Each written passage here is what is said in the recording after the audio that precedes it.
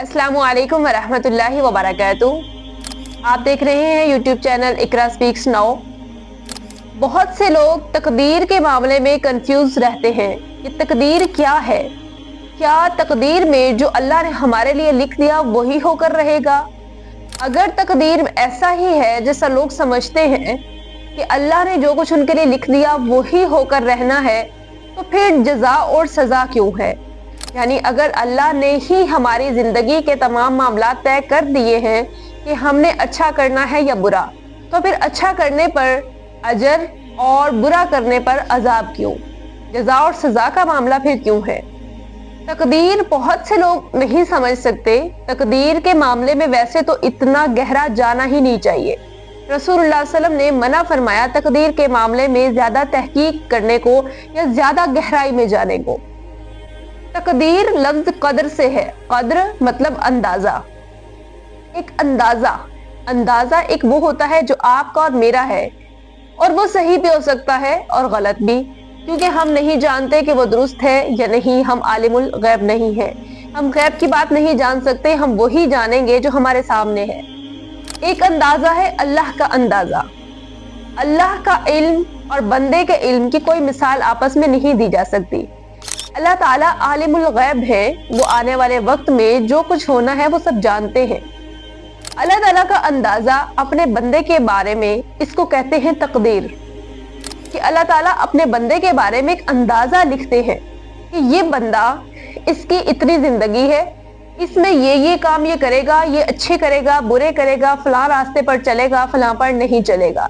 ये अल्लाह ताला अपने अंदाजे के मुताबिक लिखते हैं, और अल्लाह ताला का अंदाजा कभी गलत नहीं हो सकता, क्योंकि अल्लाह ताला आलिमुल गैब है। अब बात यह है कि अगर अल्लाह ताला ने लिख दिया तो जज़ा और सज़ा क्यों? अल्लाह ताला ने अपने बंदे के लिए दो रास्ते रखे हैं, एक खैर का रास्ता, एक शर का रास्ता, और उस रास्तों का तारुफ भी करवा दिया कि अगर तुम इस रास्ते पर चलते हो तो ये खैर का रास्ता है और इसकी मंजिल जन्नत है।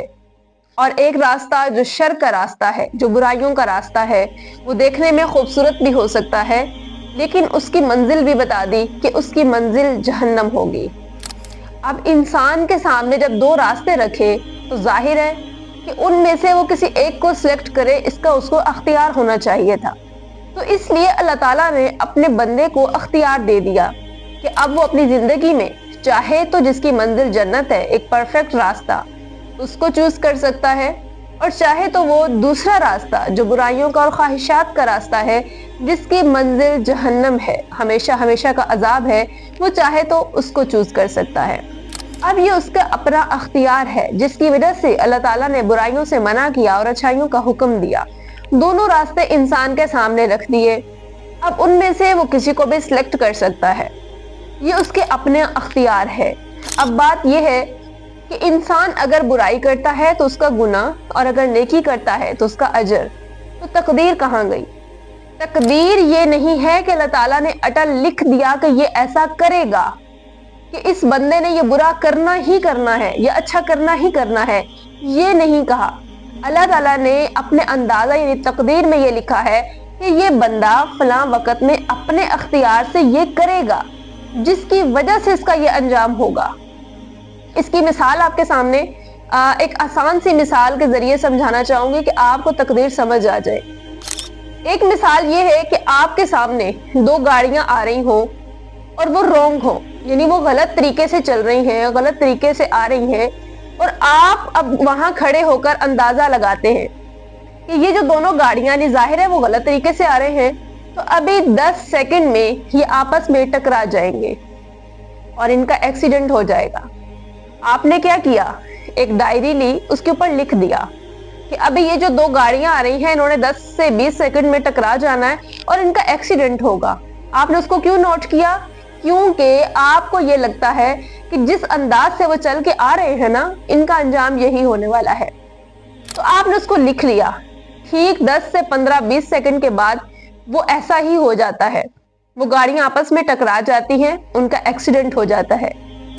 अब वो ड्राइवर जो है उसके, वो आपको पकड़ लेते हैं कि हाँ भाई आप बताएं, आपने लिखा था ना हमें देखकर कि अभी 20 सेकंड में इनका एक्सीडेंट होगा, तो इसका मतलब कसूरवार आप हैं। तो आप उनको बताना चाहेंगे कि नहीं, میں نے یہ نہیں لکھا کہ آپ کا ایکسیڈنٹ ہو، نہ ہی میرے لکھنے کی وجہ سے آپ کا ایکسیڈنٹ ہوا ہے، بلکہ میں نے آپ کو دیکھا کہ آپ جو ہے وہ غلط طریقے سے آ رہے ہیں، آپ کی ڈرائیونگ ٹھیک نہیں، آپ غلط راستے پر ہیں، جب آپ آپس میں ٹکرائیں گے تو ایکسیڈنٹ تو ہوگا، تو میں نے تو یہ دیکھ کر لکھا تھا۔ تو ٹھیک یہی بات وہ ہے، آپ اس مثال سے تقدیر کو سمجھنے کی کوشش کریں کہ اللہ تعالیٰ نے یہ نہیں لکھا کہ اس بندے کے ساتھ یہ ہونا ہی ہونا ہے۔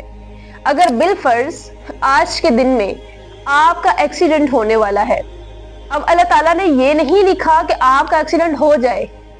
اللہ تعالیٰ تو کسی پر رائے برابر بھی ظلم نہیں کرنا چاہتے، کسی کو تکلیف نہیں دینا چاہتے، لیکن اب اللہ تعالیٰ نے یہ لکھا کہ یہ بندہ فلاں وقت میں اپنے اختیار سے اپنے کام کے لیے فلاں جگہ جائے گا اور یہ روڈ کراس کرے گا یا اس انداز میں کرے گا، تو ظاہر ہے اس کا ایکسیڈنٹ ہوگا۔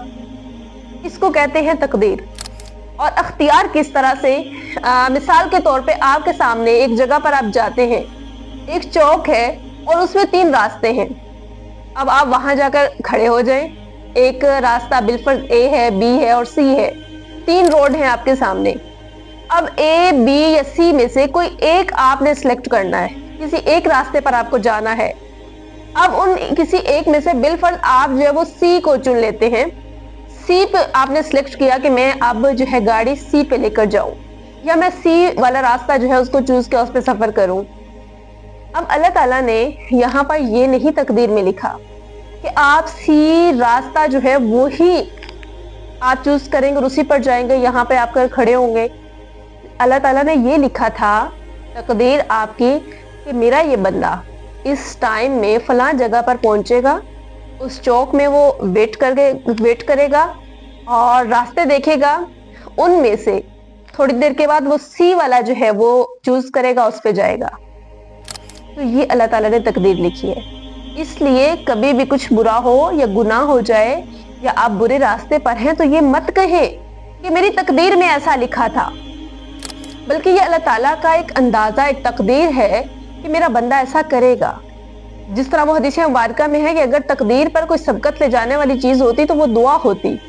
لوگ کیا سمجھتے ہیں کہ دعا کے ساتھ تقدیر بدل جاتی ہے؟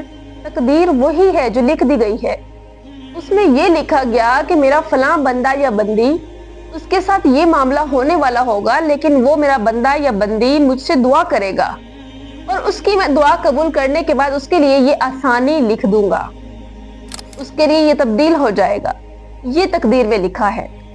تو اس لیے تقدیر کے معاملے میں آج نہ تو اتنی زیادہ تحقیق میں جائیں کہ گمراہی کا شکار ہو جائے انسان، لیکن اس کو اس طرح آسان انداز میں سمجھیں اور اپنے کسی گناہ یا برے راستے کا اللہ پر بات نہ لے کر جائیں۔ استغفر اللہ العظیم، کچھ لوگ اللہ کو ہی وہ کہہ رہے ہوتے ہیں کہ دیکھو اگر میں چوری کر رہا ہوں تو اللہ نے لکھ دیا نا کہ وہ اس ٹائم پہ یہ چوری کرے گا، تو اللہ نے قرآن میں چوری کرنے سے منع کیوں کیا؟ ایک بندہ سود کھاتا ہے تو وہ کہتا ہے کہ دیکھو اللہ نے میرے لیے لکھا ہی یہ رزق تھا، رزق تو اللہ نے لکھا ہوا ہے، اللہ کی مرضی کے بغیر تو پتہ بھی نہیں ہلتا، تو میں سود کھا رہا ہوں۔ تو اللہ نے سود سے منع کیوں کیا؟ اللہ اور اللہ کے رسول سے جنگ کیوں قرار دیا سود کو؟ تو اس میں آپ کے پاس اختیار ہے، اختیار امتحان ہے، جس کے بعد جزا اور سزا کا فیصلہ ہوگا، وہ آپ کے اپنی ہی وجہ سے ہوگا۔ قرآن مجید کا ترجمہ پڑھیے، جگہ جگہ پر آپ کو ملے گا کہ انسان جو اپنی جان پر ظلم کرتا ہے وہ اپنے اعمال کی وجہ سے کرتا ہے، اپنے اوپر خود ظلم کر رہا ہے۔ اللہ کسی پر رائے برابر بھی ظلم نہیں کرتے۔ تو امید ہے اس مثال سے آپ کو تقدیر جو ہے وہ سمجھ آ چکی ہوگی۔ دوسروں سے بھی اس کو شیئر کریں، کیونکہ زیادہ سے زیادہ لوگ تقدیر کے بارے میں آسان طریقے سے سمجھیں اور اپنے گناہوں کو چھوڑ دیں، اپنا اختیار سمجھتے ہوئے یہ مت کہیں کہ اللہ ہی نے لکھ دیا ہے تو اب میں ایسا کر رہا ہوں۔